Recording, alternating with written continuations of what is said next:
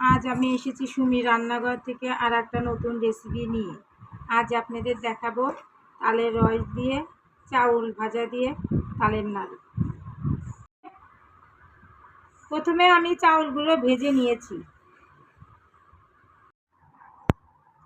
চাউলগুলো আমি ব্লেন্ডারের জারে দিয়ে দেব ব্লেন্ড করার জন্য। আমি চুলায় প্যান বসিয়ে দিয়েছি। এখন 2 চামচ ঘি দিয়ে দেব। 2 চামচ তালের রস দেব।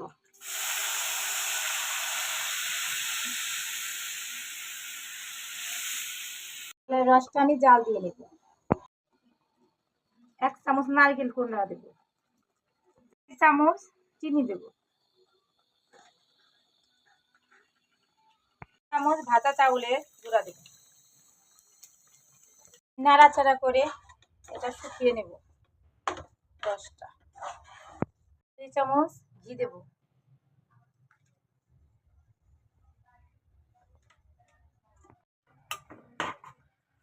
হয়ে গেছে আমার রান্না। এখন আমি নাড়ু বানিয়ে নেব। এভাবে আমি সবগুলো নাড়ু বানিয়ে নেব। আর তালের নাড়ু।